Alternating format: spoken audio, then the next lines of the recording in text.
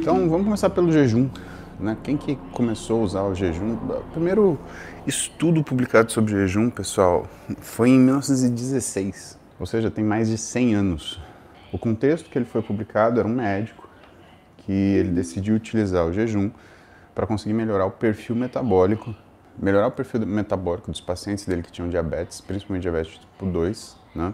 E ele fez esse teste, ele começou a fazer, né, não um jejum propriamente dito, mas um processo de janela alimentar. Né? O jejum é ficar sem comer.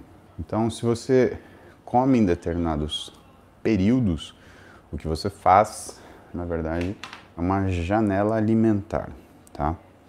E aí, como não existe, se a gente falar em jejum absoluto, né, a coisa fica muito difícil, né? Você está usando um recurso onde você, teoricamente, está sem consumo energético, porém fazendo uma atividade. Vocês devem imaginar que isso não deve ser uma coisa muito simples, né? Porque no final das contas, você precisa de energia para você trabalhar, você precisa de energia para conseguir estudar, você precisa de energia para fazer suas atividades normais. E claro, se você não tiver energia, a coisa vai ficar muito ruim. Então, o jejum não era uma forma de emagrecimento. O jejum, lá em 1916, ele era uma forma de você fazer algum ganho metabólico, algum equilíbrio metabólico em pessoas que tinham síndrome metabólica severa, né? Falando de pacientes com diabetes. Pois bem, perdeu força, né? Ficou no meio do caminho. E aí, em 2005, uma publicação médica, o Lancet, né, de bastante impacto, bem importante na área médica, ela retoma o que é o tema do jejum, né, sobre as dietas feitas por janela alimentar. Só que na mesma época, aquele japonês que trabalha com longevidade, né, aliás, trabalha com uma série de coisas, né, inclusive longevidade, ele flertou com jejum, né, e ele falou sobre restrição de energia, né, e o aumento ele flertou à medida que, quando ele fala que restrição de energia pode causar uma modificação no nosso envelhecimento, aí a galera surtou. Pô, então é isso, vamos fazer jejum para viver mais. Mas é assim, uma coisa é restrição de energia, outra coisa é jejum.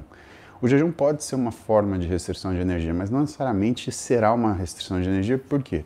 Porque se você fala de jejum, você fala de janela alimentar, tudo bem que você pode ficar na janela comum, né, 16 horas em jejum, mas o que você come nas 8 horas é importante. Se você estiver fazendo jejum, por exemplo, 16 horas, só que aí nas 8 horas de refeeding, que a gente chama, né, de realimentação, você estiver comendo coxinha, pastel, biscoito, salgadinho de pacote, tomando cerveja, aí você pode fazer, né, não é jejum intermitente, você pode fazer jejum permanente, que a coisa não vai funcionar.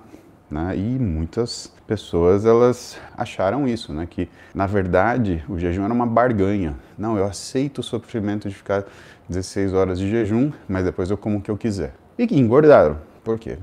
Porque o que define aquilo que você faz com o seu corpo é o nível de agressão que você cria. E quando você julga que colocar o seu corpo em abstinência de nutriente e energia vai te emagrecer, mesmo que você como o que você quiser, quanto você quiser, a hora que você quiser, você está julgando errado.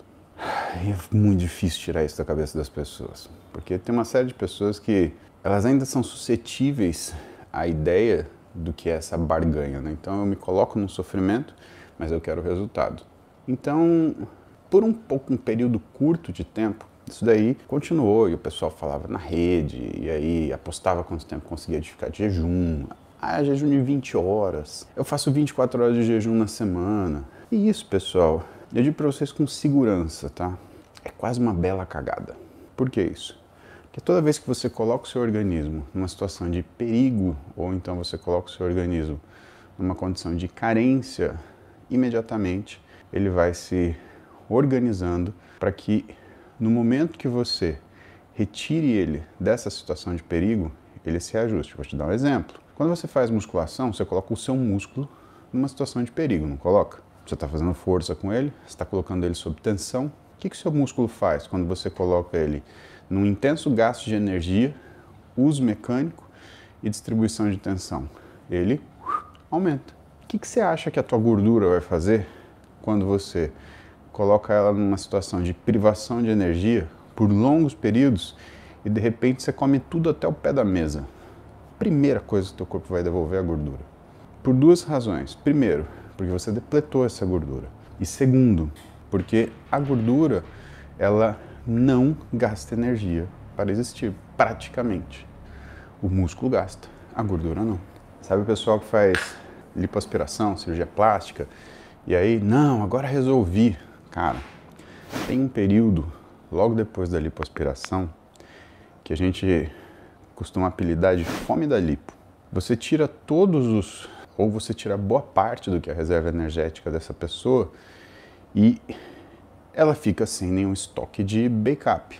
A gente tem uma primeira fase, que é a fase cicatricial. Seu corpo precisa de energia de todo jeito para fazer cicatrização, razão pela qual, né, principalmente se você faz cirurgia plástica, você precisa de um nutricionista. Né? Você precisa de antes para você melhorar o perfil um pouco, aí você conseguir melhorar o desempenho dessa plástica, dessa lipo, e precisa de depois para controlar o que é cicatrização. Porque se você não entregar, por exemplo, energia e proteína suficiente, você aumenta o risco de infecção. E se você não entregar proteína especificamente, a cicatrização fica ruim. E boa parte da cirurgia plástica, ela não é o procedimento em si, é a cicatrização que você consegue fazer. Então tem gente que nem tira muita gordura, mas a cicatrização é tão boa que o resultado fica sensacional.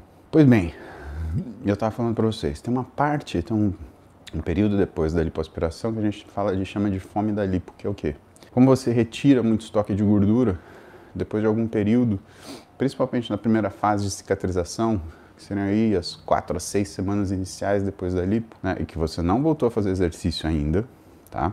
É como se o corpo percebesse que falta essa gordura, e aí vem uma fome de maluco para você voltar a comer, para você, teu organismo, ele devolver aquele estoque que ele tinha. E isso vem porque se você não está muito preparado para fazer sua lipo, você preparado metabolicamente, né? Você tira uma coisa que a gente chama de buffer, né? Você tira o seu protetor energético. Então, por exemplo, toda aquela energia que tinha que estar na gordura, ou que era direcionada para a gordura, como forma de tirar da tua circulação, ela fica na sua circulação. E isso eu vejo o cirurgião plástico, cara, orientar e chamar a atenção a todo momento. Mas é impressionante. Ainda existe paciente que vai fazer a cirurgia plástica e aí, logo depois, ele come, né? Tá ainda todo inchado, todo detonado, e ele tá lá comendo torresmo com doce de leite. Cara, primeiro que é uma falta de bom senso, né? Segundo, que é uma falta de programação. E terceiro, que você já viu que essa cirurgia plástica não vai durar. E aí eu vou enfiar o dedo numa ferida aqui. Um monte de gente fala, fui fazer um retoque. Não, você engordou de novo já. E você engordou de novo num lugar que, teoricamente, é muito difícil de engordar, porque você tirou a célula dali. Se você tirou a célula dali, como que você vai gerar mais célula lá? Cara, essa pessoa ela consegue uma proeza, que é engordar de uma plástica, que é fazer célula de gordura a partir de pouquíssimas células de gordura. E, meu amigo, sabe o que acontece? Quando você engorda um pouquinho depois da plástica, para você engordar muito é assim, ó. Porque esse ganho de gordura, ele é exponencial. E você tem que saber que o seu metabólico, o seu metabolismo, ele já sabe fazer gordura. Ele fez antes. Ele te colocou num excesso de peso previamente. Então, para ele não é problema nenhum fazer isso de novo. Só que como você tem pouca gordura subcutânea, ele começa a fazer isso na gordura visceral. E quando ele faz isso na gordura visceral, o que acontece? Vem junto inflamação. E junto com a inflamação, vem piora em triglicérides, piora em colesterol LDL, piora de pressão arterial, piora de glicemia. Então, se você não for muito orientado, se você não for uma pessoa que tem um bom juízo das coisas, uma pessoa minimamente disciplinada, você vai fazer uma cirurgia plástica, uma lipoaspiração, para você, quando terminar de cicatrizar, estar com um físico talvez pior do que estava antes da cirurgia. Bom, tudo isso falando para vocês, por quê? Porque quando você faz restrições agudas ou quando você faz injúrias agudas, o teu corpo ele tenta se recuperar. O exercício, a musculação é uma injúria aguda. E o teu corpo ele faz o quê? Aumenta o músculo para ele recuperar.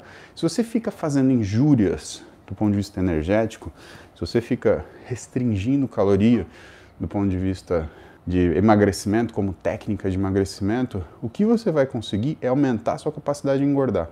Pensa o seguinte, então toda injúria aguda que você faz, mesmo que ela seja de fonte energética, ela vai fazer o seu corpo se acostumar.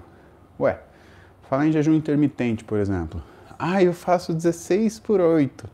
Ah, o que é o 16 por 8? 16 por 8 é ficar 16 horas de jejum para 8 horas de alimentação. Quando você tem essa rotina, imagina que seria o mesmo que ficar de jejum das 10 da noite até as 2 da manhã, até as 2 da tarde do dia seguinte. Então, teoricamente, você come das 2 da tarde às 10 da noite, tudo bem? Me fala que pessoa obesa que não faz isso. Me fala. O cara sai de casa, não almoça, não toma café, aí chega na hora do almoço. Ele não almoça, ele atrasa um pouquinho, come alguma coisa correndo, aí chega à noite ele faz o quê? Um jantoroso. E nesse sentido, é o seu jejum de engordar. Por quê? Você está colocando seu corpo sob restrição energética, você está criando a injúria modeladora e ao mesmo tempo você está dando a caloria depois para você ganhar gordura. Então jejum desse jeito não adianta porcaria nenhuma.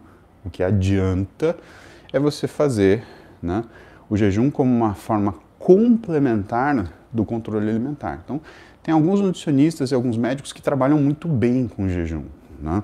Quando a gente usa o jejum como um recurso na clínica, a gente usa o jejum, primeiro, não como um recurso único, e segundo, com cuidado gigantesco para não causar uma coisa chamada insulinopenia. Insulinopenia é a falta de insulina, por que ela é ruim, né? Você pode até discutir, pô, mas você está falando que a resistência à insulina é ruim, quer dizer que insulina demais é ruim, tudo bem, insulina de menos é péssimo, né? Você perde sua musculatura. Uma das causas de você perder muito músculo com análogos de GLP-1, Ozempic, Mounjaro, e também vai ser assim com a retatrutida, pessoal, é a insulinopenia que você causa. O músculo depende de insulina para se manter em condições adequadas e ideais. Se você corta essa insulina, o que acontece com esse músculo? Ele vai definhar. Então o cuidado que a gente tem, né, é justamente não deixar essa pessoa ficar insulinopênica durante muito tempo. E o que é curioso, o que é bacana? É bacana que aí o jejum, ele não é uma estratégia para a gente emagrecer, ele é uma estratégia para a gente secar propriamente dito. Por quê? Porque depois que você passa 8 a 10 horas de jejum, os seus níveis de insulina caem muito. Isso quer dizer que a tua capacidade de retenção de sódio também cai. E quando cai a sua retenção de sódio, o que acontece? Você perde água. Então aquele excesso d'água, aquele inchaço, ele tende a ir embora. Se o jejum ele é uma ferramenta para emagrecimento, obviamente que é. Mas o jejum ele é uma ferramenta para emagrecimento quando você domina certas variáveis. Então a primeira delas é não esticar o jejum, causando uma insulinopenia. Segundo, é você não jogar na sua janela alimentar para os períodos de maior resistência à insulina. E períodos de resistência à insulina, quais são os maiores? Começo da manhã, final da noite, ou meio da noite. Isso a gente tem picos fisiológicos. E quem descobriu isso foi uma pesquisadora, Linda Morgan, em 2014, que ela mostrou que se você tivesse modificações no que é a quantidade calórica das suas refeições ao longo do dia, isso poderia, na mesma caloria, te emagrecer ou te engordar. Olha que interessante. E que se você simplesmente invertesse, colocar essas refeições de maior volume à noite, você podia comer a mesma quantidade calórica, mas a pessoa engordaria. E assim, quando você faz uma dieta restritiva, colocando o que é a maior caloria à noite, você emagrece, só que o teu corpo perde mais massa muscular. Então a tendência é você ficar mais murcho, mais flácido. Assim, pessoal, jejum não é uma estratégia específica para emagrecimento, tá? Ele é uma ferramenta que se você usar errado, você perde massa muscular e continua ganhando gordura do mesmo jeito. Perder peso vai, mas eu acho que vocês já entenderam que perder peso não significa emagrecimento, né? Ai, por que não? Porque perder peso, você perdeu 14 quilos de massa muscular e 6 de gordura, você não emagreceu, você engordou.